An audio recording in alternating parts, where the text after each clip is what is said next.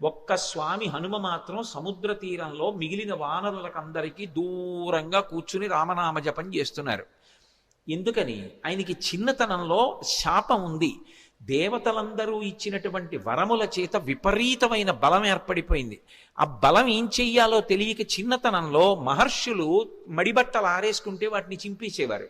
యజ్ఞకుండాలు కనపడితే తిరగతోసేసేవారు. ఇప్పుడు ఈ పిల్లవాడికి ఇంత బలం అనవసరం, వీడు పెద్దవాడయిన తర్వాత వీడికి అవసరం వచ్చినప్పుడు గుర్తొస్తే చాలని వాళ్ళు శేపురీరం రఘుశ్రేష్ఠ నాతి క్రుద్ధాతి మంజబహ అంటారు ఉత్తరాఖండలో. వాళ్ళు ఏం కోపంతో కాదు, ఇప్పుడు ఇందుకు ఈ పిల్లాడికి ఇంత బలం, అవసరం వచ్చినప్పుడు గుర్తొస్తుంది. ఈ పిల్లవాడి బలాన్ని వీడికి మళ్ళీ జ్ఞాపకం చేస్తే వీడికి జ్ఞాపకం వచ్చి శాపం పోతుంది అని శాపం ఇచ్చారు. తన బలం తనకి తెలియదు. అందుకే వాలి తరువుకొస్తున్నప్పుడు కూడా కిష్కింధకాండలో సుగ్రీవుడు పారిపోతుంటే హనుమ కూడా వెళ్ళిపోయారు తప్ప వాలికి ఎదురు తిరగలేదు. తన బలం తనకి తెలియదు. ఇప్పుడు జాంబవంతుడు హనుమ దగ్గరికి వెళ్ళారు. వెళ్ళి, నాయనా హనుమ, వానరజాతి యొక్క పరువు ప్రతిష్టలన్నీ నీ చేతుల మీద ఉన్నాయి. ఇంతటి బలసంపన్నుడవి. ఈ లోకంలో ముగ్గురున్నారు గమనవేగం ఉన్నవారు. అంత వేగంగా వెళ్ళగలిగినటువంటి ప్రాణి నాల్గవది లేదు. మొట్టమొదటి వాడు వాయుదేవుడు నీ తండ్రి, రెండవ వాడు గరుత్మంతుడు, మూడవ వాడు నువ్వు.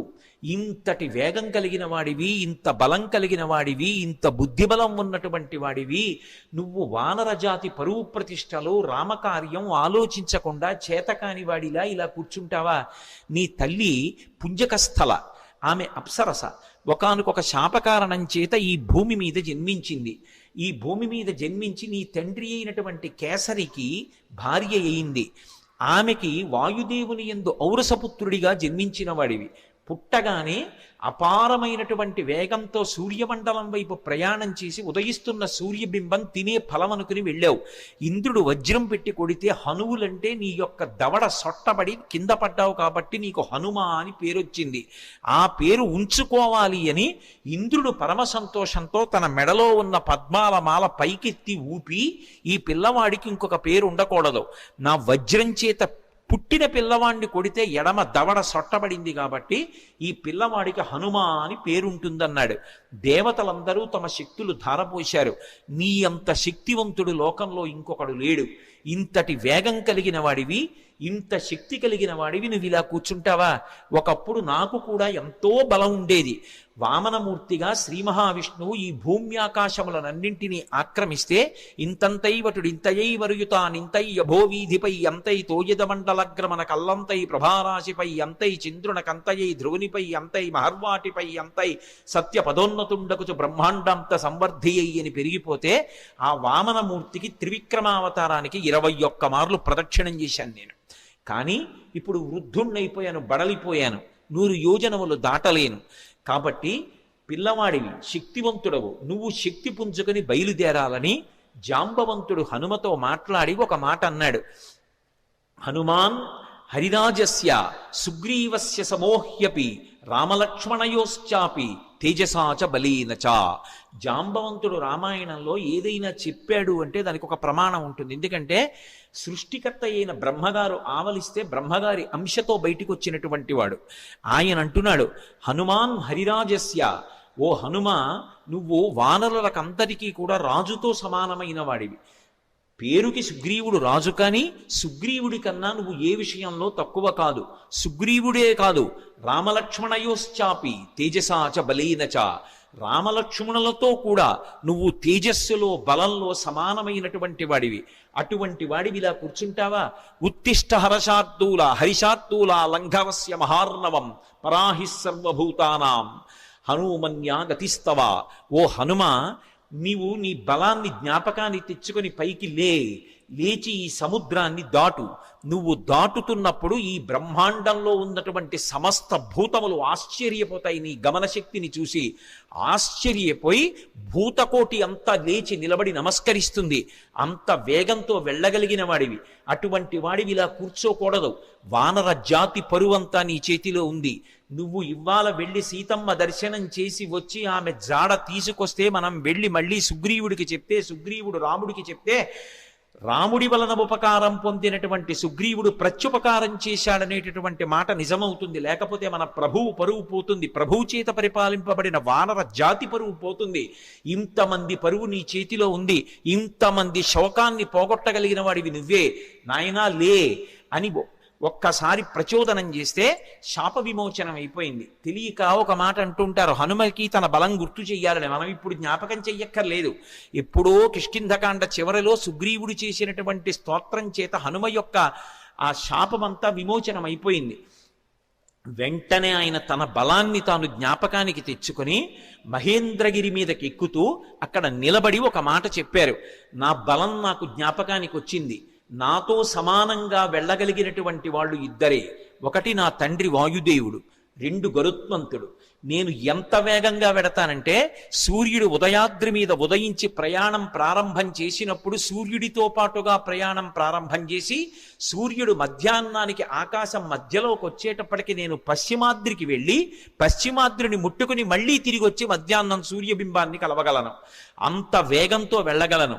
సముద్రం మీద నేను వెడుతున్నప్పుడు నా వేగాన్ని తట్టుకోలేక నా తొడల యొక్క వేగానికి సముద్రాన్నంతటినీ చాప చుట్టినట్టు చుట్టి నీటిని పైకెత్తి తీసుకుపోగలను. ఆకాశంలో ఉండేటటువంటి మేఘములనన్నిటినీ కూడా నా భుజముల చేత కట్టకట్టి ఈడ్చేయగలను. ఈవలి ఒడ్డున నిలబడి ఆవలి ఒడ్డుని నా చేతితో స్పృశించగలను. పర్వతములను పైకెత్తి ఆడి వాటిని చూర్ణములను చెయ్యగలను. ఈ భూమినంతటినీ చుట్టతాను. సముద్రాలన్నింటినీ కూడా కలచివేసి అవి తమ చెలియల కట్టలు దాటి ప్రవహించేలా చెయ్యగలను. అంతటి శక్తివంతుడనన్న విషయం నాకు అర్థమైంది. ఇప్పుడు నేను లంకాపట్టణానికి బయలుదేరుతున్నాను, మీరు నిశ్చింతగా ఉండండి మహేంద్రగిరి మీద నిలబడి సవేగవాన్ వేగ సమాహితాత్మ హరిప్రవీర పరవీరహంత మనస్సమాధాయ మహానుభావో జగామలంకాం మనసా మనస్వీ అని పూర్తి చేశారు మహర్షి కిష్కింధకాండ. ఆ హనుమ ఇంకా లంకాపట్టణానికి తన శరీరంతో వెళ్ళాలి. కానీ ఆయన అత్యంత ఉత్సాహంతో తన మనసుతో ఏనాడో చేరిపోయారు లంకాపట్టణానికి. శోకం అన్నది ఎక్కడుంటుందంటే మనసులో ఉంటుంది. ఆ శోకం పోవడానికి మార్గం ప్రయత్నం ఎక్కడుంటాయంటే మనసులోనే ఉంటాయి. ఆ మనసు పరిపుష్టం కావాలంటే, మళ్ళీ అటువంటి తేజస్సుని పుంజుకోవాలంటే, ఎంత కష్టాన్నైనా దాటగలగాలంటే హనుమ యొక్క అనుగ్రహంతో సీతారాముల అనుగ్రహంతో మనసు ప్రచోదనం పొందాలంటే సుందరకాండ చదవండి అని చెప్తారు. ఇంతమంది వానరులు ఉత్తర తీరంలో నిలబడిపోతే ఒక్క హనుమ మాత్రం ఎంత ఉత్సాహంగా వెడుతున్నారంటే శత్రుపురానికి మనసుతో ఆయన చేరిపోయారు. ఇక శరీరంతో వెళ్ళాలంతే. అంత అద్భుతమైనటువంటి రీతిలో ప్రయాణం చేయడానికి ఆ మహేంద్రగిరి మీద నిలబడినటువంటి స్వామి హనుమ యొక్క స్థితిని ఆవిష్కరిస్తూ సుందరకాండ ప్రారంభం అవుతుంది. ప్రారంభం చేస్తూ మొదటి శ్లోకంలో మహర్షి అంటారు, తతో రావణనీతాయా సీతాయా శత్రుకర్షణః ఈయేష పథమన్వేష్టం చారణాచరితే పథి. చారణలు ప్రయాణం చేసేటటువంటి మార్గం ఏదుందో ఆ మార్గంలో ప్రయాణం చేసి రావణుడి చేత అపహరింపబడినటువంటి సీతమ్మ జాడ కనిపెట్టడానికి స్వామి హనుమ శత్రుకర్షణుడై సంకల్పమును చేసి ఉన్నారు. ఎవ్వరూ చెయ్యలేనటువంటి సంకల్పం. అవతల దుర్నిరీక్షుడైనటువంటి రాక్షసుడు, అపారమైనటువంటి తపస్సు చేసినవాడు, కాంచనలంకకి అధిపతి, 100 యోజనముల సముద్రాన్ని దాటి వెళ్ళాలి. ఆవలి ఒడ్డున దిగిన దగ్గర నుంచి విచ్చుకత్తులు పట్టుకుని రాక్షసులు నిలబడతారు. ఎవడి తేజస్సు చూసినంత మాత్రం చేత యమధర్మరాజు గారు కూడా కాకిలో దూరి పారిపోయాడో అంతటి మహాతేజస్ సంపన్నుడు. తన జీవితం మొత్తం మీద రామచంద్రమూర్తి చేతిలో చనిపోకముందు అతను ఓడిపోయింది ఇద్దరి చేతిలోనే. ఒకటి వాలి చేతిలో ఓడిపోయాడు, 2 కార్తవీర్యార్జునుడి చేతిలో ఓడిపోయాడు. దిక్పాలకుడిని కూడా ఓడించాడు, దేవతల్ని ఓడించాడు, ఇంద్రుణ్ణి ఓడించాడు. అంతటి శక్తివంతుడు, దుర్నిరీక్షుడు, అసలు చూడ్డం కూడా సాధ్యం కాదు. అంతటి తేజస్సుతో వెలిగిపోతుంటాడు. కొన్ని కోట్ల మంది రాక్షసులు నిరంతరం పరివేష్టించి ఉండి లంకాపట్టణాన్ని కాపలా కాస్తూ ఉంటారు. అటువంటి లంకాపట్టణంలో అతను ప్రాణ సమానంగా భావించి దాచినటువంటి సీతమ్మ యొక్క జాడ కనిపెట్టాలనేటటువంటి సంకల్పం చేసుకుని బయలుదేరుతున్నారంటే అటువంటి సంకల్పం చెయ్యగలిగినటువంటి వాడు వేరొకడెక్కడుంటాడు. అందుకని ఈయేష ఎంత గొప్ప సంకల్పం చేశారు. అందుకని ఈయేష పథమన్వేష్టం చారణా చరితే పథి. చారణా చరితే పథి అంటే చారణులు అంటే దేవగాయకులు. రామాయణంలోనే అనేక చోట్ల వాళ్ళ ప్రస్తావన వస్తుంది. శంకర భగవత్పాదులు చేసినటువంటి నవరత్నమాలికా స్తోత్రంలో కూడా చారణుల గురించినటువంటి ప్రస్తావన ఉంటుంది. చారణులు ఎప్పుడు శుభవార్తలు చెప్తూ ఉంటారు. సుందరకాండ ప్రారంభమే శుభవార్తలు దేవతలకి చెప్పేటటువంటి చారణుల యొక్క ఒక్కసారి వాళ్ళ స్మరణతో ప్రారంభమవుతుంది. అంటే సుందరకాండ ఎవరు చదువుతున్నారో ఎవరు వింటున్నారో వాళ్ళు శుభవార్త వింటారు అన్నది అన్యాపదేశంగా వాల్మీకి మహర్షి జాతికి ఇస్తున్నటువంటి అభయం. ఆ చారణులు దేవగాయకులు. వాళ్ళు భూమికి దగ్గరగా తిరుగుతూ ఉంటారు. వారు భూమి మీద దిగరు, ఆకాశ మార్గంలో వెడుతూ ఉంటారు. అంటే స్వామి హనుమ సముద్రం మీద కాకుండా సముద్రానికి తగలకుండా ఆకాశ మార్గంలో వెళ్ళడానికి నిర్ణయించుకున్నారు అన్నది భావన. ఇందుచేత అంతటి శక్తివంతుడు, అంతటి గమనవేగం కలిగిన వాడు, గరుత్మంతునితో సమానమైన వాడు కాబట్టి ఆయన వెళ్ళగలరు ఆకాశంలో. కాబట్టి తతో రావణనీతాయా సీతాయా శత్రుకర్షణ ఈయేష పథమన్వేష్టం చారణా చరితే పథి.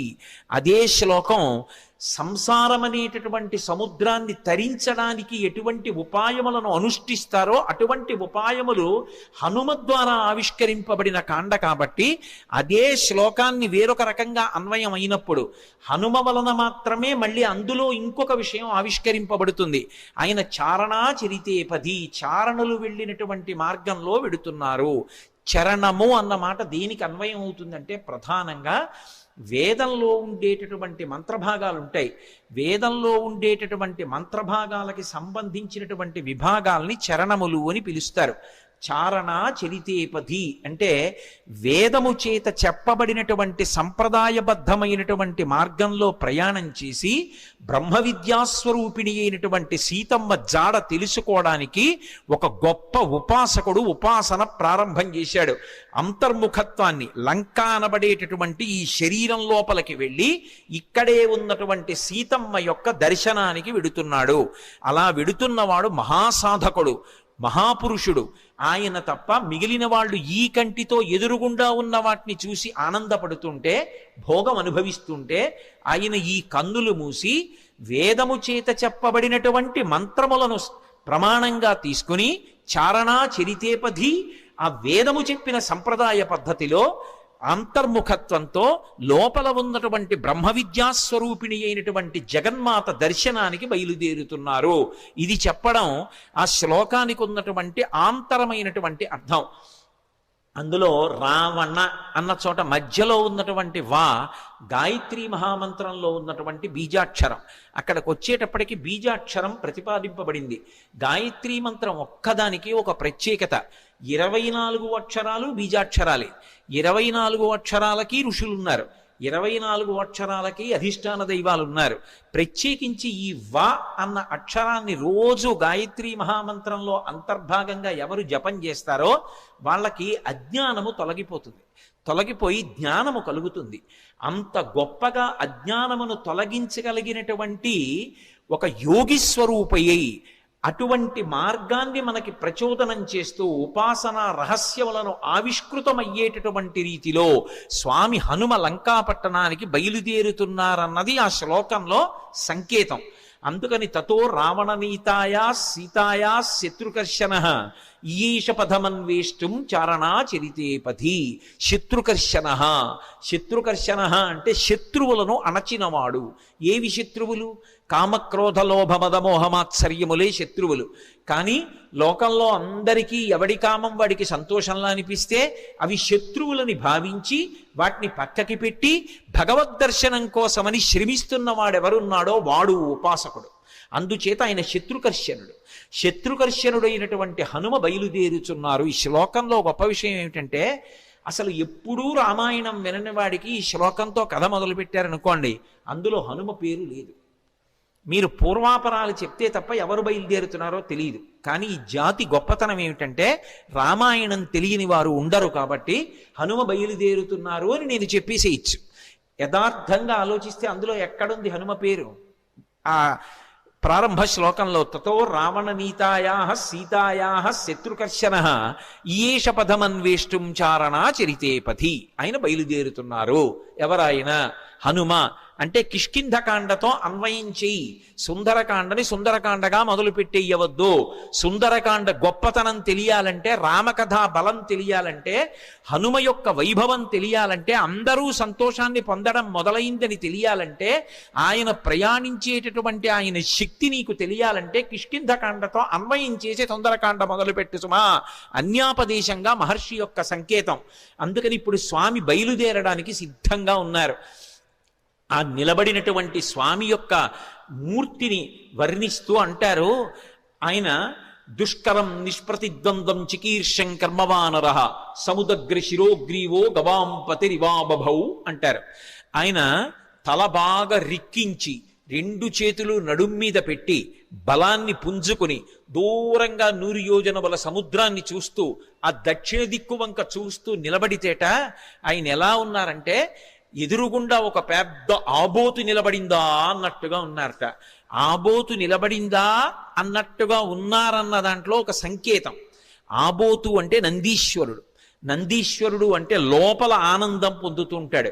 నంది శివాలయంలో ఎప్పుడు శివలింగాన్ని చూస్తూ ఉంటాడు.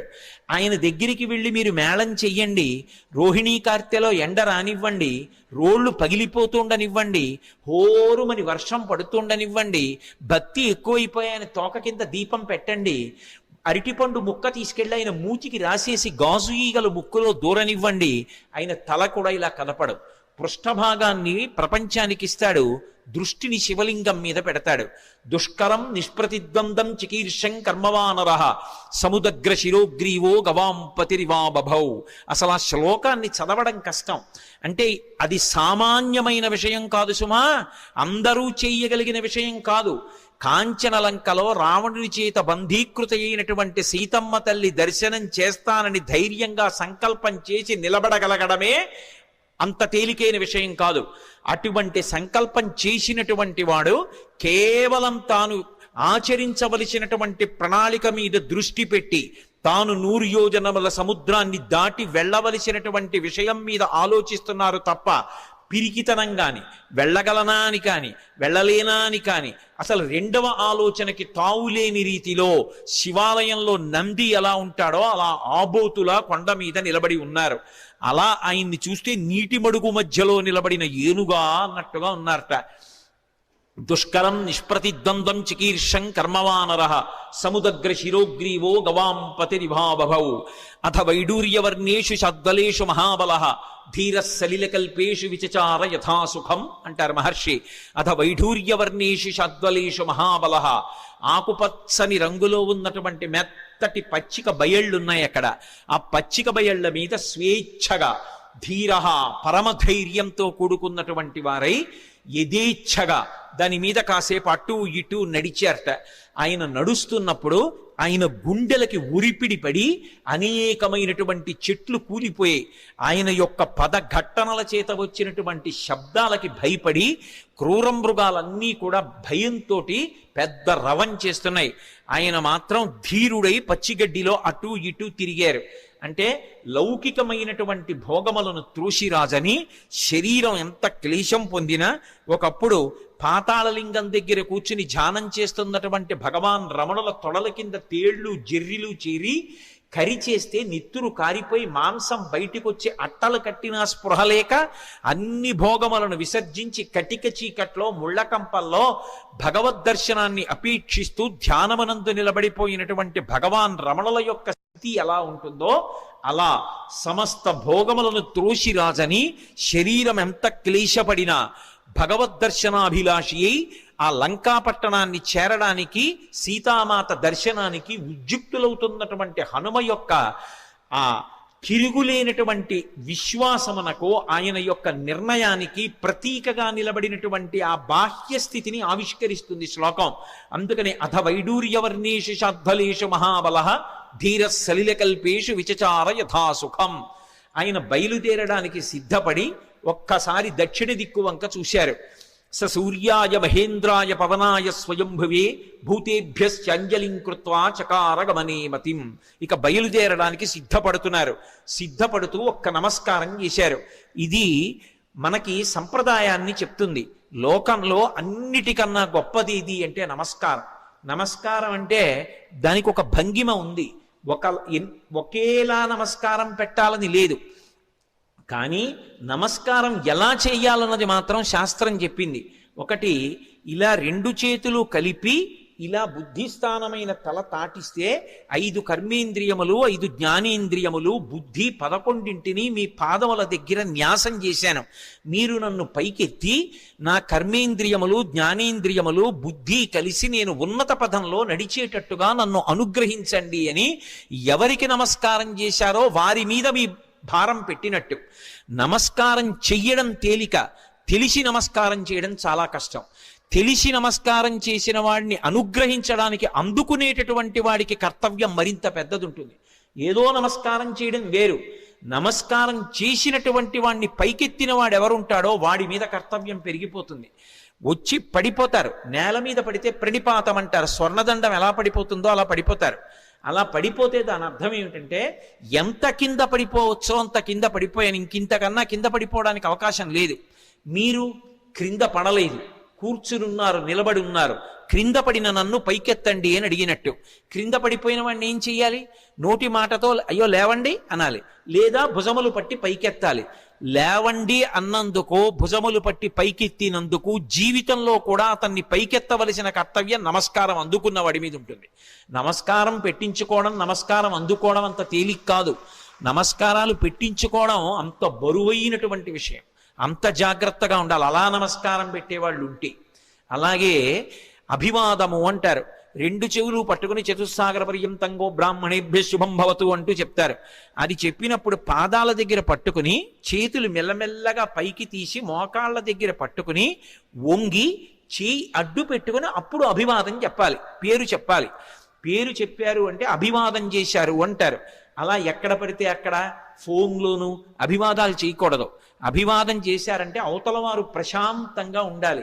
మీ గురించి వినడానికి వారు ప్రశాంతంగా ఉంటే అప్పుడు మాత్రమే అభివాదం చేసి చెప్పాలి తప్ప సభలోకి వస్తున్నప్పుడు, సభలో ఏదో ఇక ఉపన్యాసానికి పైకి వెళ్ళిపోయేటప్పుడు అప్పుడు వచ్చి చతుస్సాగర పర్యంతం అని అభివాదాలు మొదలు పెట్టకూడదు. అభివాదం ఎక్కడ చెయ్యాలో అక్కడే చెయ్యాలి. ఏ కారణం చేత కూడా నమస్కారం ఇలా చెయ్యక్కర్లేదు. ఇలా నమస్కారం చెయ్యమని ఏ శాస్త్రంలోనూ లేదు. అలా చెయ్యక్కర్లేదు నమస్కారం. నమస్కారం అంటే అలాగే చెయ్యాలి. నమః, నేను కాదు అని అలా చేసినటువంటి నమస్కారం ఏది ఉంటుందో ఆ నమస్కారం ఒక్కటి తెలిసి చేసినంత మాత్రం చేత జీవితంలో అందుకోవలసినటువంటి స్థితికి వెళ్ళిపోతాడు. మొట్టమొదట సంప్రదాయంలో నమస్కారం ఎవరికి అందాలంటే గురువు గారికి అందాలి. అందుకే ఆ నమస్కారం ఎప్పుడు చేస్తారంటే నిద్రమంచం మించి లేచి లేవగానే కుడికాలు కింద పెట్టేటప్పుడు సముద్రవసనీదేవి పర్వత స్తనమండలే విష్ణుపత్ని నమస్తుభ్యం పాదాహతిం క్షమస్వమే అని భూదేవి మీద కాలు పెడుతున్నాను కాబట్టి అమ్మ దిక్కు లేక కాలు పెడుతున్నాను క్షమించమని కాలు పెట్టి నిలబడగానే నేల మీద పడిపోవాలి. అది పడక గది కానివ్వండి, ఏది కానివ్వండి, నేల మీద పడి గురువుగారి పాదాలు స్మరించాలి. గురువుగారు వచ్చి ఎదురుగుండా నిలబడ్డారని భావన చేసి గురువుగారికి నమస్కారం చేసి లేచి నిలబడాలి. అందుకని గురువు గారితో ప్రారంభం. ఏది మొదలు పెట్టండి, గురువు గారికి వందనం చేసి మొదలు పెడతారు. గురువు గారే నా చేత చేయిస్తున్నారని. మళ్ళీ అయిపోయిన తరువాత గురుమండలానికి అంతటికీ నమస్కారం. అదే మంగళాశాసన పరై మదాచార్య పురోగమై అని గురువుకి నమస్కారం చేసి పూర్తి చేస్తారు. మొట్టమొదట గురువుకి నమస్కారం చేయాలి. గురువు చేసిన ఉపకారం చెయ్యగలిగిన వాడు లోకంలో ఎవ్వరు ఉండడు. తల్లిదండ్రులు కూడా శరీరాన్ని ఇస్తారు. మళ్ళీ శరీరంలోకి రావలసిన అవసరం లేని జ్ఞానం ఇవ్వగలిగిన వాడు గురువు ఒక్కడే. అటువంటి గురువుకి నమస్కారం చెయ్యడం వినా అసలు మనం చెయ్యగలిగినది ఇంకొకటి ఉండదు. ఎందుకంటే గురువుకి ఈశ్వరుడు తప్ప ఇంకేం అక్కర్లేదు. అటువంటి గురువుకి మీరేం పట్టుకొచ్చిస్తారు? అంతటా నిండిపోయినటువంటి మనసు కలిగినటువంటి గురువుకి పంచల చాపు నీయగలిగిన సాలెవాడు ఈ భూమి మీద పుట్టలేదు. గురువుకి చేసేది నమస్కారం ఒక్కటే. అందుకే రుక్మిణీదేవి అంటుంది భాగవతంలో, జలజాతెక్షణు తోడి తెచ్చితివి నా సందేశముని చెప్పి నను నిలువం పెట్టితివి నీ కృపన్ బ్రతికితిన్ నీకన్న పుణ్యాత్మకులు కలరే దీనికి నీకు ప్రత్యుపకృతిన్ చెయ్యంగనేనేర అంజలి ఘటించదభుసురాన్వయమణి సద్బంధు చింతామణి అంటుంది. అంజలి అంటే రెండు చేతులు ఇలా పెట్టి నమస్కరిస్తే అంజలి పట్టారు అంటారు. అంజలి ఘటించదభుసురాన్వయమణి సద్బంధు చింతామణి అంటుంది. గురువు గారిని తలుచుకుని నమస్కారం చెయ్యకుండా ఏ కార్యం చెయ్యకూడదు. శ్రీ గురుభ్యో నమః అని ప్రారంభం. అందుకే హనుమ సంప్రదాయాన్ని నేర్పుతున్నారు, లేదా రామాయణము వేదోపబృంహణము మనం ఎలా బ్రతుకాలో నేర్పుతుంది. సూర్యాయ సూర్యభగవానుడికి నమస్కారం. వెడుతున్న కార్యం లంకాపట్టణానికి వెళ్ళి సీతమ్మను అన్వేషించాలి. శరీరంలో అవయవాలకు బలం ఉండాలి. అవతల శత్రువుల్ని మర్దించాలి. రావణుడితో మాట్లాడాలి. సీతమ్మ దర్శనం చెయ్యాలి. దీనికి ఇంద్రియములన్నిటికీ కూడా పటుత్వం ఉండాలి. సమస్త ఇంద్రియములకు పటుత్వమునివ్వగలిగినటువంటి మహేంద్రుడికి నమస్కారం. సూర్యాయ మహేంద్రాయ పవనాయ ఈ శరీరాన్నిచ్చినటువంటి నా తండ్రి వాయుదేవుడికి నమస్కారం. స్వయంభువే, స్వయంభువే అంటే బ్రహ్మగారిని ఒక అర్థం, లేదా రామచంద్రమూర్తికే నమస్కారం చేశారని ఒక అర్థం. స్వయంభువే భూతేభ్యశ్చాంజలిం కృత్వా సమస్త భూతకోటికి నమస్కరిస్తున్నాను. నేను వెడుతున్న ఈ కార్యం ఇంత గొప్ప కార్యం, దీనికి సమస్త భూతములు నాకు ఉపకరించుగాక. ఎంత వినయంతో బయలుదేరుతున్నారో చూడండి. ఎంత పెద్ద కార్యాన్నైనా ఎవడు సాధిస్తాడంటే ఎవడు వినయంతో నిలబడగలడో వాడు సాధిస్తాడు తప్ప ఇంత పెద్ద కార్యం మీద వెడుతున్న వాడిని నేననుకున్నవాడు ఎవడున్నాడో వాడు సాధించలేడు. ఇన్ని కోట్ల మంది వానరులు చెయ్యలేని పని చెయ్యడానికి ఆయన ఒక్కడెడుతున్నాడు. కానీ మీరు చెయ్యలేని దానికి నేను ఎడుతున్నానంట లేదు. ఇంత పెద్ద కార్యానికి నేను వెడుతున్నాను కాబట్టి మీరందరూ నాకు ఉపకారం చెయ్యాలి. మీరు లేని నేను చెయ్యలేను. భూతేభ్యశ్చంజలిం కృత్వా చకార గమనేమతిం. కానీ వెడుతున్నది దక్షిణ దిక్కుకు వెడుతున్నారు. ఏదైనా శుభకార్యం ప్రారంభం చేస్తూ దక్షిణ దిక్కుకి తిరిగి నమస్కారం చెయ్యకూడదు. ఒక్క సంధ్యావందనంలో మాత్రం దిగ్దేవతా నమస్కారం అని చేస్తాం. చేసినప్పుడు 4 దిక్కులకి పైకి కిందకి కూడా నమస్కారం చేస్తాం. ఉత్తప్పుడు ఎప్పుడూ కూడా దక్షిణ దిక్కుకి తిరిగి నమస్కారం చేయకూడదు. అలా చేస్తే అది పితృలోకాధిపతి అయినటువంటి యమధర్మరాజు గారికి అందుతుంది. అందుకని దక్షిణ దిక్కుకి నమస్కారం చెయ్యరు. కాబట్టి దక్షిణానికి చెయ్యకూడదు. కాబట్టి సంప్రదాయంలో తేజస్సు పెరగాలి అంటే తూర్పు దిక్కుకి తిరిగి నమస్కారం చెయ్యాలి. అంజలిం ప్రాముఖ కుర్వన్ పవనాయాత్మయోనయే తతో హి బహుదే గంతుం దక్షిణో దక్షిణాం దిశం. దక్షిణ దిక్కుకు వెళ్ళడానికి తన శరీర బలాన్నంతటినీ కూడా పుంజుకుని శరీరాన్ని పెద్దదిగా పెంచే ముందు ఒక్కసారి తూర్పుకి తిరిగారు. దక్షిణానికి ప్రయాణం. కానీ తూర్పుకి తిరిగి అంజలి ఘటించారు సూర్యనారాయణమూర్తికి. అంజలి ఘటించి తన తండ్రి అయినటువంటి వాయుదేవుడికి ఇంకొక్క మారు నమస్కారం చేశారు. శరీరాన్నిచ్చినటువంటి తండ్రి అంటే శంకరాయచ మయస్కరాయచ అంటుంది. పరమశివుడు ఇంట్లో తిరిగితే కరచనాదులతో అదే తండ్రి. అటువంటి తండ్రి రూపంలోనే పరమేశ్వరుడు తిరుగుతూ ఉంటాడు అని. అటువంటి తండ్రికి వేరొక్క పర్యాయం నమస్కారం చేశారు. అంజలిం ప్రముఖ కుర్వన్ పవనాయత్మయోనయే తతో హి వవృతే గంతుం దక్షిణో దక్షిణాం దిశం. ఇప్పుడు ఇక బయలుదేరాలి. పెద్ద శరీరాన్ని పర్వతంలా పెంచారు. పెంచి ఇక బయలుదేరడానికి సిద్ధపడుతూ సచచాలాచలశ్చాపి ముహూర్తం కపిపీడిత తరూణాం పుష్పితాగ్రాణాం సర్వం పుష్పమశాచయత్ గిరిణా పీడ్యమానేనా పీడ్యమానాని సర్వశః గుహావిష్టాని భూతాని వినేదుర్వికృతైశ్వరైః తాస్తథా సవిషైర్దష్టా కుపితైస్తైర్మహాశిలాః జజ్జుల పావకో దీప్తా బిబిదుశ్చ సహస్రధా యాని ఔషధజాలాని తస్మిన్ జాతాని పర్వతే విషఘ్నాన్యపి నాగానాం నశేకుష్యమితుం విషం అన్నారు మహర్షి. ఎంత అద్భుతంగా వర్ణించారో. పర్వతాకారుడై నిలబడి ఆ మహేంద్ర పర్వతాన్ని తన 2 పాదముల చేత గట్టిగా పీడించారు. ఆ తొక్కి పట్టేటప్పటికి గుహలన్నీ కూడా మూసుకుపోయాయి. ఆ మూసుకుపోయే ముందు ఆ పర్వతం కదిలింది. కదిలి చెట్లకున్నటువంటి పువ్వులన్నీ రాలిపోయాయి.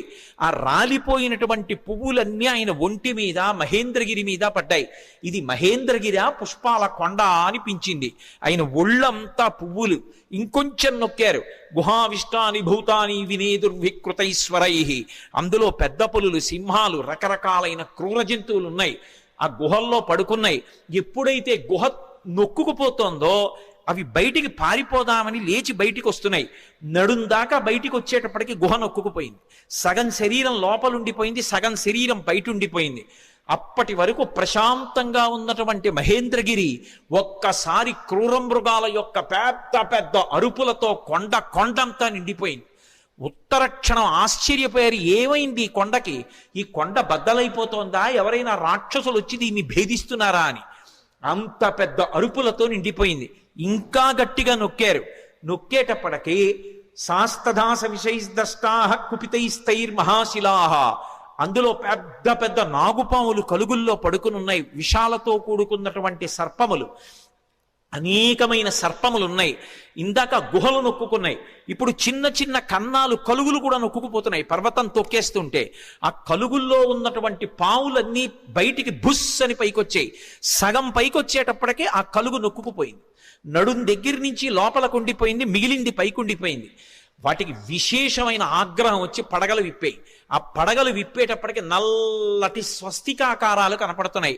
ఒక్కసారి మహేంద్రగిరి అంతా పావులన్నీ పడగలు విప్పితే స్వస్తికాకారంతో పావుల పడగలు కనపడుతుంటే విచిత్రమైనటువంటి శోభని పొందింది. ఆ పడిపోతున్నప్పుడు బంగారు శిలలు, వెండి శిలలు కిందకు పడిపోతుంటే అవి ఉరుసుకున్నప్పుడు కొండంతా ఎక్కడ చూసినా బంగారు గీతలు, వెండి గీతలు, పచ్చగా తెల్లగా గీతలు పడిపోయింది. ఈ బయటికి వచ్చేసినటువంటి పావులు ఇవన్నీ ఎంతసేపట్లో? నేను వర్ణించినంతసేపు పట్టదు, ఒక్క క్షణకాలంలో. బయటికి వచ్చినటువంటి పాములు తమ పడగలు విప్పి ఆ బాధ తట్టుకోలేక పక్కన ఉన్నటువంటి శిలల్ని కాటువేశాయి. వాటి విషం వచ్చి శిలలకి తగిలేటప్పటికీ ఆ శిలల్లోంచి అగ్నిహోత్రం పుట్టి ఒక్క క్షణంలో మహేంద్రగిరి అంతా కూడా అగ్నిహోత్రంలో తగలబడిపోతోంది. అక్కడ అనేకమైనటువంటి ఓషధులు ఉన్నాయి. యాని ఔషధజాలాని తస్మిన్ జాతాని పర్వతే విషఘ్నాన్యపి నాగానాం నశేకుష్యమితుం విషం. ఆ ఓషధులు పాముల యొక్క విషాన్ని పోగొట్టగలవు, కానీ అంత గొప్ప కాట్లు వేస్తే పుట్టినటువంటి విషంలోని అగ్నిహోత్రాన్ని అక్కడ ఉన్నటువంటి పాములు ఏవి కూడా, అక్కడ ఉన్నటువంటి ఓషధులు ఏవి కూడా ఆర్పలేకపోయాయి. పొగ్గున మంటలు మండిపోతున్నాయి. ఒక పక్క గుహల్లో సగం శరీరాలు ఉండిపోయాయి. ఈ పావులు, క్రూర జంతువులు ఈ వేడి ఎక్కడ లేని అరుపులు అరుస్తున్నాయి. అలా అరుస్తున్నటువంటి సమయంలో అక్కడ విద్యాధరులు, గంధర్వులు మొదలైనటువంటి వాళ్ళు బంగారు పాత్రలు తెచ్చుకుని అందులో మద్యం పోసుకుని మంచి మంచి మాంసాలు తెచ్చుకుని తింటూ, ఎద్దుల యొక్క తోళ్లు భూమి మీద పరుచుకుని తమ కాంతలతో కలిసి కూర్చుని మాంసం తింటూ మద్యం సేవిస్తున్నారు. అకస్మాత్తుగా కొండ కదిలిపోయింది. దర్శయంతో మహావిద్యాం విద్యాధర మహర్షయ సహితాస్తస్తురాకాశే వీక్షాంచ కృష్ణ పర్వతం. దర్శయంతో మహావిద్యాం అంటారు మహర్షి. విద్యాధరులు, గంధర్వులు తమ యొక్క మహావిద్యని ప్రదర్శించారు. ఏమిటా మహావిద్య అంటే, కొండంతా కదిలిపోయి పావులన్నీ పైకి లేచి క్రూర మృగాలు అరిచి, చెట్లన్నీ అకస్మాత్తుగా పువ్వులు కురిసేసి పెద్ద పెద్ద అరుపులు అరిచి అగ్నిహోత్రం పుట్టేసింది. బంగారు పాత్రలు వదిలేశారు, మద్యం వదిలేశారు, ఆహారం వదిలేశారు, ఎద్దుల తోళ్లు వదిలేశారు. భార్యల్ని మాత్రం చంకలో పట్టుకుని అకస్మాత్తుగా ఆకాశంలోకి ఎగిరిపోయి ఆధారం లేకుండా వాళ్ళు ఆకాశంలో నిలబడ్డారు. నిలబడి కాలిపోతున్నటువంటి మహేంద్రగిరిని చూశారు. చూసి ఆశ్చర్యపోయి వీక్షాంచ కృష్ణ పర్వతం, ఏమి ఈ కొండ బద్దలైపోతోందా ఏమి? ఎవరూ కనపట్టలేదు. ఏమైంది ఈ కొండకు? అసలు ఏం జరిగి అకస్మాత్తుగా మహేంద్రగిరి ఇలా అయిపోతోందని తెల్లబోయారు. వాళ్ళు అలా తెల్లబోతుండగా మహర్షులు, దేవగాయకులైనటువంటి చారణులు మొదలైనటువంటి దేవతల సంఘాలుగా నిలబడి చెప్పుకుంటున్నారు. ఏష పర్వత సంకాచో హనుమాన్ మారుతత్మజ తితీర్షతి మహావేగ సముద్రం మకరాలయం. మొసళ్లతో కూడుకున్నటువంటి, రాక్షసులతో కూడుకున్నటువంటి 100 యోజనముల లవణ సముద్రాన్ని తాను దాటి వెళ్ళి వానరజాతి పరువు ప్రతిష్ఠలు నిలబెట్టి సీతమ్మ జాడ తెలుసుకుని రామచంద్రమూర్తికి నివేదించడానికి పర్వత శరీరుడైనటువంటి స్వామి హనుమ పరాక్రమాన్ని పుంజుకుని దీన్ని లంఘించడానికి సిద్ధపడుతున్నారు. ఆశ్చర్యం! ఎవరి కోసం ఇంత కష్టపడుతున్నారు? రామార్థం వానరార్థం చికీర్షం కర్మదుష్కరం సముద్రస్య పరంపారం దుష్ప్రాపం ప్రాప్తుమిచ్చతి. రాముడి కోసం, వానరుల కోసం స్వార్థత్యాగం చేసి తాను ఇంత క్లేశపడుతూ ఈ సముద్రాన్ని దాటడానికి అదిగదిగదిగో స్వామి హనుమ బయలుదేరుతున్నారని ఆ విద్యాధరులందరూ లేచి నిలబడి ఆయనకి నమస్కరించి స్తోత్రం చేస్తున్నారు. ఇక బయలుదేరడానికి సిద్ధపడ్డారు. ఒక్కసారి తన బలాన్నంతటినీ పుంజుకున్నారు. ఒంటి మీద ఉన్నటువంటి వెంట్రుకలన్నీ నిక్కపొడుచుకున్నాయి. చెవులు రిక్కించారు. కళ్ళు రెండు దృష్టి నిలబెట్టి 100 యోజనముల సముద్రం వైపు చూశారు. సచిచాలాచలశ్చాపి ముహూర్తం కపిపీడిత అని దుదివీచ సరోమాణీ చకంపే చాచలోపమః బాహూసం స్తంభయామాస మహాపరిగసన్నిభౌ సపాదచ కపిక్కట్యాం చరణౌ సంచుకూచ. ఆయన వెంటనే ఆ ఒంటి మీద వెంట్రుకలు నిక్కపొడుచుకుని ఉన్నాయి. ఆ తోక ఒక్కసారి ఇలా పైకెత్తారు. గరుత్మంతుడు సముద్రం మీద వెడుతూ పావుని తన్నుకుపోతున్నప్పుడు ఎలా ఉంటుందో అలా ఉన్నటువంటి తోకని జొలిపించి నేలకేసి కొట్టారు. కొట్టి ఆ 2 చేతులు పైకెత్తి ఇలా పరిగలు బిగించినట్టు బిగించారు. మహాపరిగసన్నిభౌ సపాదచ కపిక్కట్యాం చరణౌ సంచుకోచ. కాళ్ళు వంచారు, మోకాళ్ళు కొద్దిగా కిందకి ఉంచారు, నడుం సన్నం చేశారు, హృదయాన్ని బాగా విశాలం చేశారు. మార్గమాలోకయన్ దూరాదుర్ధం ప్రణిహితేక్షణ రురోధ హృదయే ప్రాణాన్ ఆకాశం అవలోకయన్. ప్రాణవాయువుని లోపల బంధించారు, దృష్టి బాగా నిలబెట్టారు, చెవులు రిక్కించారు. ఇక ఎగరడానికి సిద్ధపడుతున్నారు. పాదములతో తొక్కి పెట్టి ఉంచారు. మోకాళ్ళు వంగి ఉన్నాయి, నడుం సన్నగా ఉంది, తొడలలోకి శక్తినంతటినీ పుంజుకున్నారు. ఇక ఎగరబోతూ కిందకి చూశారు. చిన్న చిన్న రూపాలతో కొన్ని లక్షల వానరములు స్వామికి నమస్కారం చేస్తూ శుభం కలగాలని, వానరజాతి పరువు నిలబడాలని స్తోత్రం చేస్తున్నాయి. వాళ్ళ వంక చూసి ప్రతిజ్ఞ చేశారు. తతో రావణనీ నేను బయలుదేరే ముందు యథా రాఘవ నిర్ముక్త శరశ్వసన విక్రమ గచ్చేతద్గమిష్యామి లంకాం రావణపాలితాం నహి ద్రక్ష్యామి ఇది లంకాయాం జనకాత్మజాం అనీన విహివేగేన గమిష్యామి సురాలయం బద్ధ్వా రాక్షస రాజేన మానయిష్యామి రావణం సర్వదా కృతకార్యోహామీష్వామి సహసీతయా అన్నారు. నేను ఇప్పుడు బయలుదేరి వెళ్ళేటప్పుడు నా శక్తితో వెళ్ళటం లేదు. రామచంద్రమూర్తి తన ఎడమ చేత్తో బంగారు కోదండాన్ని పట్టుకుని అక్షయ బాణతూణీరంలోంచి బాణాన్ని తీసి కుడి చేతితో వింటినారికి సంధించి ఆకర్ణాంతంలాగి విడిచిపెట్టబడినటువంటి రామబాణం మధ్యలో ఆగకుండా వెళ్లి లక్ష్యం మీద ఎలా పడిపోతుందో అలా రామచంద్రమూర్తి యొక్క అనుగ్రహాన్ని పొందినటువంటి నేను లంకాపట్టణం మీద వెళ్లి పడతాను. ఆ పడిన తరువాత సీతమ్మ జాడ కనిపెట్టడానికి అన్వేషిస్తాను. ఒకవేళ నాకు సీతమ్మ జాడ దొరకకపోతే 10 తలలు కలిగినటువంటి రావణాసురుణ్ణి బంధించి తీసుకొచ్చి ప్రస్రవణ పర్వత చక్రముల మీద కూర్చున్న రామచంద్రమూర్తి పాదముల దగ్గర పడేసి వాడి చేత నిజం కక్కిస్తాను. ఒకవేళ రావణుడు కూడా కనపడకపోతే అక్కడి నుంచి స్వర్గలోకానికి వెళ్లి స్వర్గలోకంలో కూడా సీతమ్మను అన్వేషిస్తాను.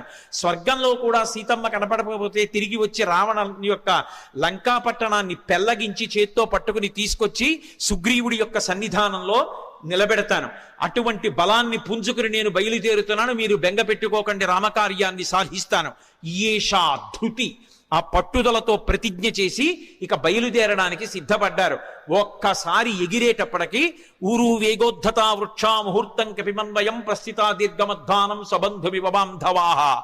ఆయన ఒక్కసారి సముద్రం మీదకి ఏటవాలుగా తెల్లవారుజాము కాలంలో ఎగిరితే కొన్ని 100 సంవత్సరముల నుంచి ఆ పర్వతం మీద పెరుగుతున్నటువంటి మహావృక్షములు కూడా కూకటి వేళ్లతో సహా పెకలింపబడి ఆయన తొడల వేగానికి ఆయనతో పాటుగా వెళ్ళి కొంత దూరం వెళ్ళిన తరువాత ఇక ఆ వేగంతో వెళ్ళలేక సముద్రంలో పడిపోయాయి.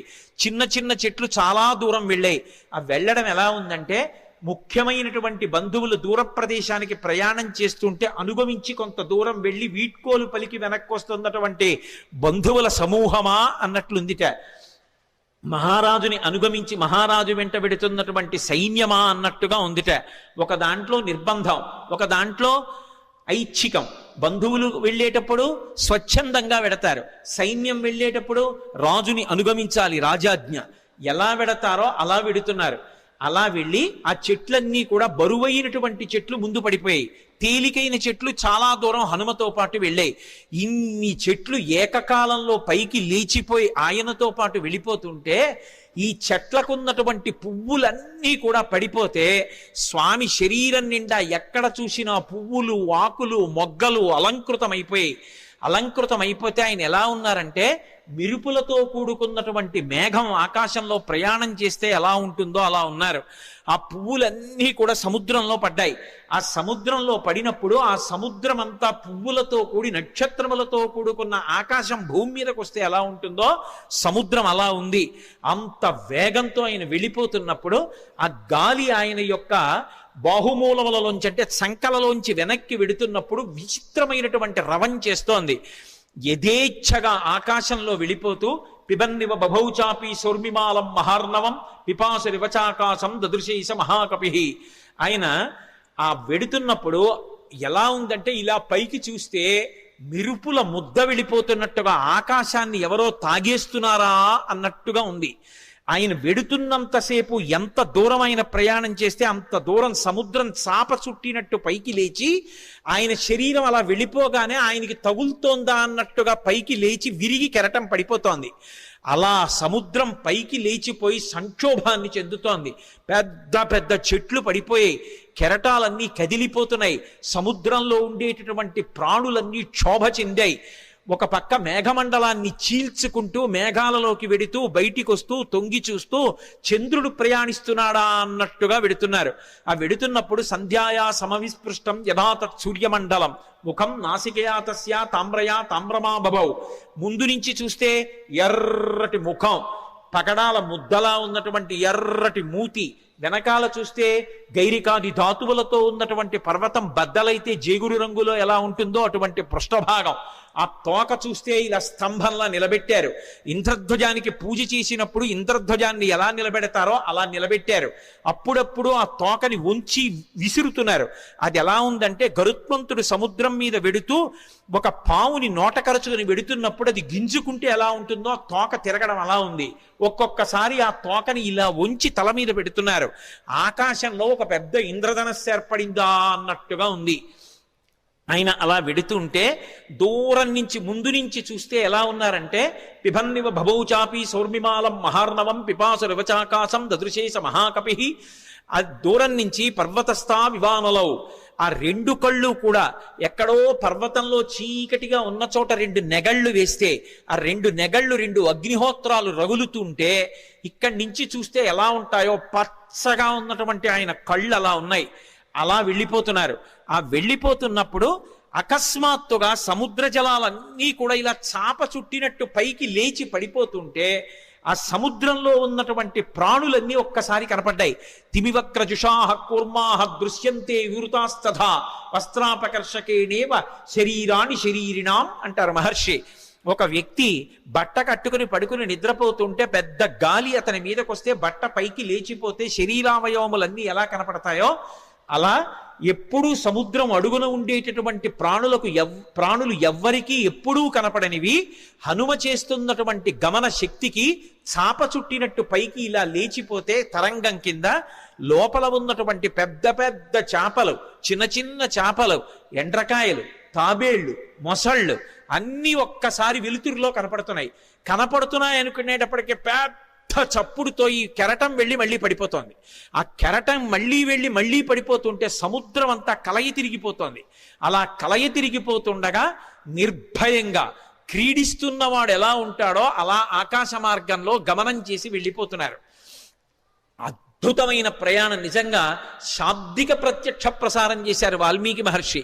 సుందరకాండ ప్రథమ సర్గ చదువుతుంటే మన కళ్ళ ముందు కనపడుతుంది ఆయన వెడుతున్నటువంటి తీరు. ఆ మబ్బుల్లోంచి ఏదో ఒక బంగారు ముద్ద వెళ్ళిపోతోందా అన్నట్టుగా, చంద్రబింబం మబ్బుల్లోంచి ప్రయాణం చేస్తోందా అన్నట్టుగా వెళ్ళిపోతుండగా సముద్రుడు చూశాడు. చూసి వెంటనే మైనాకుణ్ణి పిలిచి అన్నాడు. మైనాకుడు బంగారు శిఖరములతో ఉంటాడు. ఆయన యొక్క గర్భంలోనే ఉన్నాడు, సముద్ర గర్భంలో. ఆయనతో అన్నాడు, అహమిక్ష్వాకునాథేన సగరేణ వివర్ధత ఇక్ష్వాకు సచివశ్చాయం నావసీదితుమర్హతి. ఇది రామాయణం చదువుకున్నటువంటి జాతి యొక్క లక్షణాన్ని మహర్షి జ్ఞాపకం చేస్తున్నారు. నేను సముద్రుణ్ణి. ఈ భూమి మీద సముద్రాలు ఎలా ఏర్పడ్డాయో తెలుసా? ఇక్ష్వాకు వంశంలో పుట్టినటువంటి సగర చక్రవర్తి యొక్క కుమారులు 60,000 మంది సగరులు ఈ భూమిని గోతులు తవ్వితే గోతులలోకొచ్చి నిలబడినటువంటి జలములకు సాగరములని పేరొచ్చింది. మేము ఏర్పడ్డాము అంటే దానికి కారణం అదిగో ఇక్ష్వాకు వంశంలో పుట్టిన సగర చక్రవర్తి. ఇవాళ ఆ ఇక్ష్వాకు వంశంలో పుట్టినటువంటి రామచంద్రమూర్తి యొక్క భార్య జాడ తెలియక ఆపద పొందితే రాముడికి సహాయం చెయ్యాలి అని ఆయన యొక్క సచివుడైనటువంటి స్వామి హనుమ నిరాధారమైనటువంటి ఆకాశ మార్గంలో ప్రయాణం చేసి వెడుతున్నారు.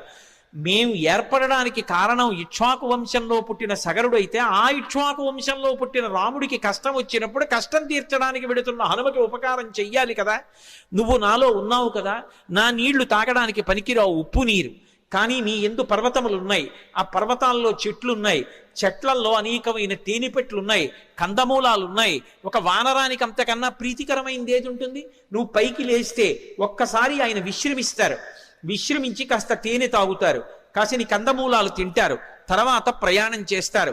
అటువంటి మహానుభావుడు ఎడుతున్నప్పుడు మనం ఆయనకి కించిత్ ఉపకారం చెయ్యకపోతే ఎంత దోషం చేసినట్టు. పాతాళ శాప్రమేయస్య ద్వారమావృత్య తిష్టసి తిర్యగోత్వమరశ్చైవ శక్తిస్తే శైలవర్ధితం. నువ్వు ఈ సముద్రంలో పడిపోయినప్పుడు పాతాళలోకం నుంచి రాక్షసులు పైకొచ్చేటటువంటి బిలానికి అడ్డంగా పడ్డావు, ద్వారానికి. కాబట్టి రాక్షసులు పైకి రాలేరు. కానీ నీకు ఒక శక్తి ఉంది, నువ్వు పైకి పెరగలవు, పక్కలకి పెరగలవు, కిందకి వెళ్ళగలవు. కాబట్టి పైకి లే, స్వామి హనుమ వస్తున్నారు, తొందరగా లే. ఎందుకో తెలుసా? కర్తవ్యమకృతం కార్యం సతాం మన్యుముదీరయేత్. ఆర్షవాక్కు అద్భుతమైన విషయాన్ని చెప్తున్నారు. మహాత్ములకు కోపం రాదు, కానీ అటువంటి మహాత్ములు కూడా కోపగిస్తారు. ఎప్పుడు కోపగిస్తారో తెలుసా? చెయ్యవలసిన పని చెయ్యడం కాదు, చెయ్యవలసిన పని చెయ్యవలసిన సమయానికి చెయ్యకపోతే మహాత్ములకు కూడా ఆగ్రహం వస్తుంది. అందుకని ఆయన దాటిపోక ముందు నువ్వు లేవాలి. అయ్యో నాకు తెలిసి లేచేటప్పటికి ఆయన వెళ్ళిపోయారు అనకూడదు, ఆయన రాకముందు లేచి నిలబడాలి. మహాత్ములు వచ్చేటప్పటికి సిద్ధంగా ఉండాలి. అందుకని వారు రాకముందు లేచి నిలబడు, అంజలి ఘటించు, స్వాగతం పలుకు, పలికి ఆయనకి విశ్రాంతికి స్థానం కల్పించు. అనగానే మైనాక పర్వతం సముద్రాన్ని చీల్చుకుని ఒక్కసారి పైకి లేచింది. వచ్చేస్తున్నారు హనుమ ఆకాశ మార్గంలో. అకస్మాత్తుగా ఆ శిఖరముల మధ్యలో బంగారం ఉంటుంది. బాలసూర్యుని యొక్క కిరణములు పడి తెల్లవారుజాము కాలమేమో మరింత శోభిస్తోంది. ఆకాశం అంతా బంగారు వర్ణం పొందేసింది. అకస్మాత్తుగా సముద్రంలోంచి శిఖరములు లేచాయేమో, సముద్ర రంగంతా కూడా బంగారు రంగు అయిపోయింది. ఆ శిఖరములు పైకి లేచాయి. దర్శయామాస శృంగాణి సాగరేణ నియోజిత శాతకుంభమయీర్ శృంగై సకిన్నరమహోరగై అంటారు మహర్షి. ఆ పర్వత శిఖరములు పైకి లేస్తే దాని మీద కిన్నరులు ఉన్నారు, దాని మీద భయంకరమైనటువంటి సర్పములు ఉన్నాయి, చెట్లున్నాయి, తేనెపట్లున్నాయి, కందమూలాలున్నాయి, బంగారంతో మెరిసిపోతున్నాయి ఆ శిఖరాలు. స్వామి హనుమ చూశారు, ఇదేమి ఇప్పటి వరకు లేనిది సముద్రంలోంచి అకస్మాత్తుగా బంగారు శిఖరాలు పైకి లేచాయే అని. మధ్యే లవణతోయస్య విఘ్నోయమితి నిశ్చిత. అకస్మాత్తుగా సముద్రంలోంచి బంగారు శిఖరాలు పైకి లేచాయంటే ఇది నేను చేస్తున్నటువంటి పనికి, నేను వెడుతున్న కార్యానికి విఘ్నం, నేను ఆగకూడదు అని వరసాపాతయామాస జీమూత వివమారుత. తన వక్షస్థలంతో కొట్టారు శిఖరాల్ని. అవి చూర్ణములై పొడి అయిపోయి పడిపోయాయి. సముద్రంలో పడిపోగానే ఒక్కసారి మైనాకుడు పురుష రూపాన్ని దాల్చి నిలబడ్డాడు. అంతరిక్ష స్థిత శ్రీమాన్ ఇదం వచనమబ్రవీత్. ఆకాశంలో నిలబడి స్వామి హనుమతో మాట్లాడుతున్నాడు. మహానుభావ, కృతీచ ప్రతికర్తవ్యం దేశధర్మ సనాతన సోయం తత్ ప్రతికారార్థీ తత్వ సమ్మానమర్హతి అతిథి కిల పూజార్హ ప్రకృతోపి విజానత. ఈ జాతికి ఒక లక్షణం ఉంది, ఉపకారం చేసిన వాడికి ప్రత్యుపకారం చెయ్యాలి. ఒక ఉపకారాన్ని పొంది తిరిగి ప్రత్యుపకారం చెయ్యకుండా ఉపకారాన్ని మరిచిపోయిన వాడు ఎవరుంటాడో వాడు కృతఘ్నుడు. అటువంటి కృతఘ్నుడికి నిష్కృతి లేదు. కిష్కింధకాండలో కూడా స్వామి లక్ష్మణుడు అంటాడు, బ్రహ్మఘ్నైచ సురాపేచ చౌరీ భగ్న వ్రతీ తథా నిష్కృతిర్విహితా సిద్ధి కృతఘ్నో నాస్తి నిష్కృతి. బ్రహ్మహత్య చేసిన వాడికి, దొంగతనం చేసిన వాడికి, సురాపానం చేసిన వాడికి, ఒక వ్రతం చేస్తానని నీళ్లు ముట్టుకుని కూడా వ్రతం చెయ్యకుండా వ్రతభంగం చేసిన వాడికి ప్రాయశ్చిత్తం ఉందేమో కానీ చేసిన ఉపకారాన్ని మరిచిపోయి కృతఘ్నుడై బ్రతికేటటువంటి వాడికి మాత్రం నిష్కృతి లేదంటాడు. కాబట్టి కృతీచ ప్రతికర్తవ్యం దేశధర్మ సనాతన. ఉపకారం చేసిన వాడికి ఉపకారం చెయ్యొద్దు. నేను సముద్రంలో దాక్కున్నాను, దాక్కోవడానికి నాకు అవకాశం ఇచ్చి సముద్రుడు ఉపకారం చేశాడు. అంతేకాదు, నీ తండ్రి నాకు ఉపకారం చేశాడు. ఒకానొకప్పుడు పర్వతాలకన్నిటికీ కృతయుగంలో రెక్కలుండేవి. పర్వతములు ఎగిరి వెళ్ళి ఎక్కడ కావాలంటే అక్కడ దిగేవి. అలా దిగుతున్నప్పుడు గ్రామాలకి గ్రామాలు, మునివాటికలు నశించిపోతుండేవి. అందరూ హాహాకారాలు చేస్తే దేవేంద్రుడు తన వజ్రాయుధంతో పర్వతాలకు ఉండేటటువంటి రెక్కలు తరిగేశాడు. అలా తరిగేస్తున్నప్పుడు నా రెక్కలు కూడా తరిగేస్తాడని నేను భయపడి భయంతో రెక్కలు ఉన్నా ఎగరలేక ఉండిపోయాను. అప్పుడు నీ తండ్రి వాయుదేవుడు చూశాడు, మిత్రత్వాన్ని పాటించి అయ్యో రెక్కలున్నా ఎగరలేకపోతున్నాడని నన్ను ఎత్తి ఇంద్రుడికి కనపడకుండా తీసుకొచ్చి సముద్రంలో పడేశాడు. నేను వెళ్ళి రాక్షసుడు పైకొచ్చేటటువంటి బిలమార్గానికి అడ్డుగా పడ్డాను. ఇంద్రుడు ఓరకంట చూసి పోనీలే భయంతో కదలడు కాబట్టి బిలమార్గం మూసుకుంది, రాక్షసులు పైకి రారు, ఉభయత్రా ఉపకారం జరుగుతుందని ఊరుకున్నాడు. రెక్కలున్నా కదలలేక ఆనాటి నుంచి ఈనాటి వరకు సముద్రంలో పడున్నాను. నీ తండ్రి వాయుదేవుడు నాకు ఉపకారం చేశాడు, ఆ తండ్రికి కొడుకువి నువ్వు, ఆత్మావై పుత్రనామాసి. ఆయనకి ఉపకారం చేస్తే ఎంతో, ఆయన కొడుక్కి ఉపకారం చేస్తే అంతే. అందుకని నువ్వు వెడుతున్నప్పుడు నీకు నేను ఉపకారం చెయ్యొద్దు. అతిథి కిల పూజార్హ ప్రకృతోపి విజానత. అసలు ఒక అతిథి లభించడమే చాలా కష్టం జీవితంలో. అటువంటిది మహాప్రాజ్ఞుడు, నవవ్యాకరణ పండితుడు, స్వార్థం లేనివాడు, రామచంద్రమూర్తి యందు అపారమైన భక్తి కలిగినటువంటి నీ వంటి మహాపురుషుడు అతిథిగా లభించడం అంటే నేను పొందిన అదృష్టం.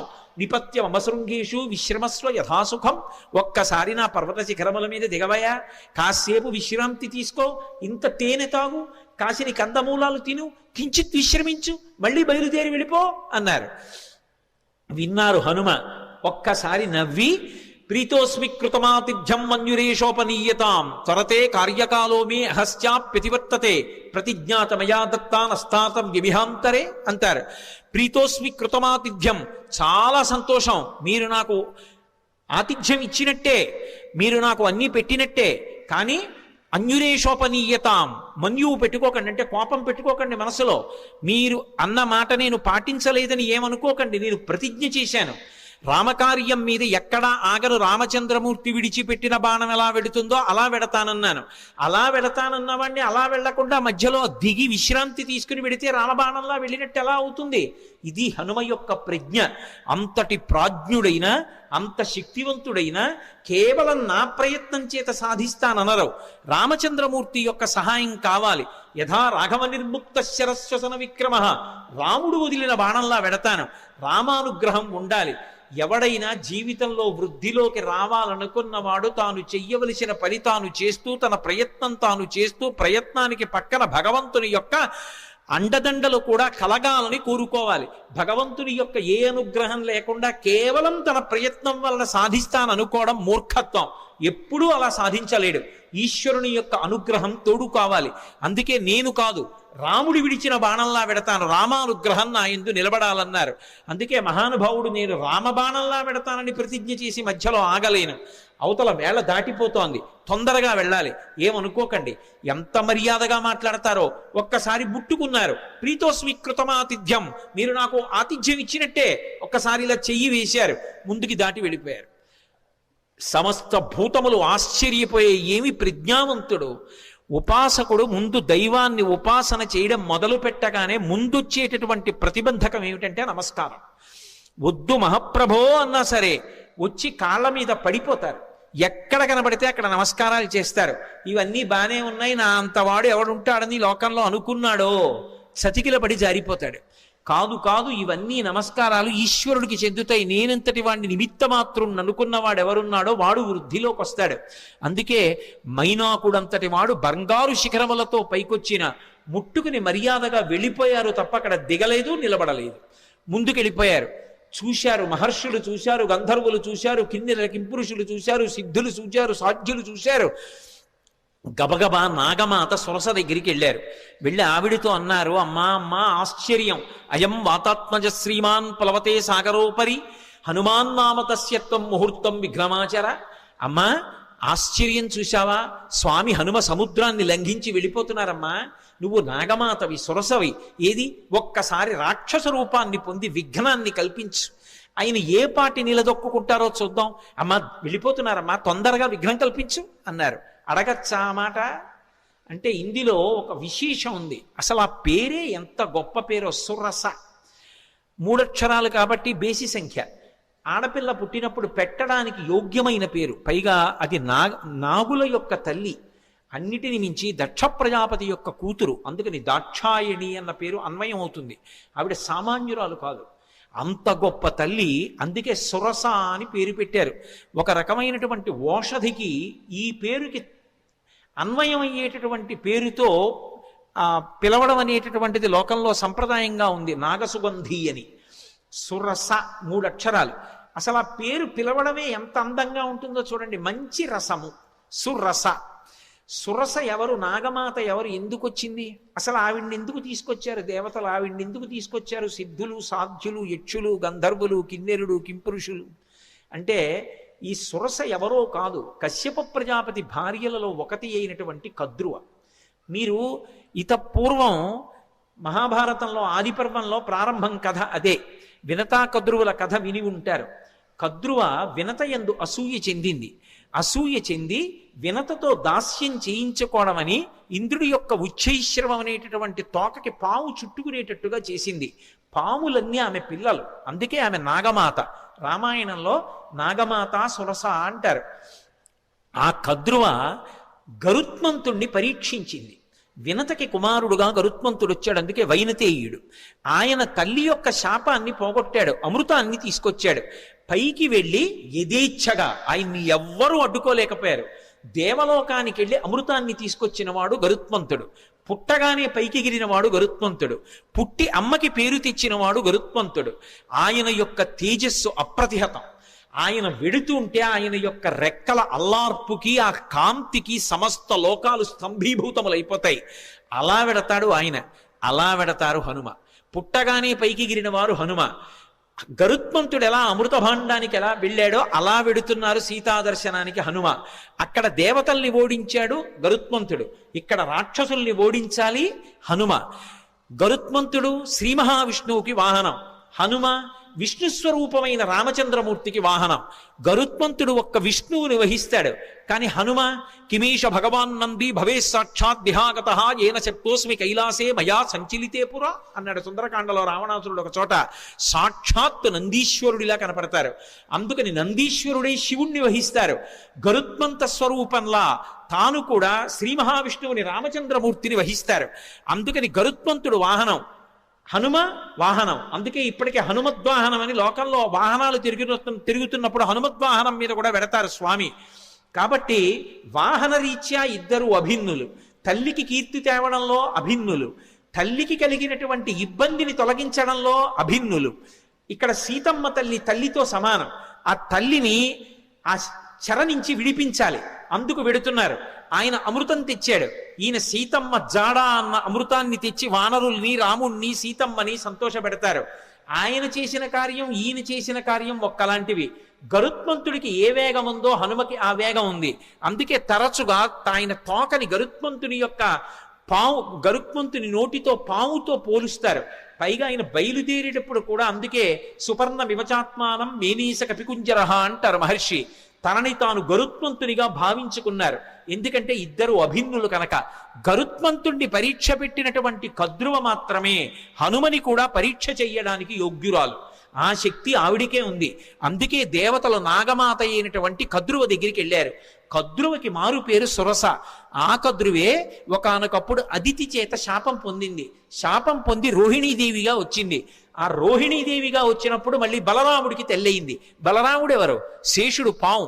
అందుకే ఎక్కడున్నా పాములకు తల్లిగానే ఉంటుంది. బలమమిగుల కలగ బలభద్రుడనిలో ఒక రమణుడకుట చేసి రాముడనియో సతికి పుట్టె గర్భ సంకర్షణంబున సంకర్షణుండనడి ఘనుడు సుతుడు అంటారు పోతన గారు భాగవతంలో. శేషుడికి తల్లిగా రోహిణీదేవిగా నందవ్రజంలో ఒకనాడు కృష్ణ భగవానుడి యొక్క అన్నగారికి తల్లి అయింది.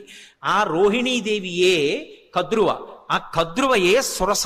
సురస అన్న పేరుతో రాక్షసీ రూపాన్ని పొందింది. అందుకని మాతృస్థానీయ, అమ్మతో సమానురాలు.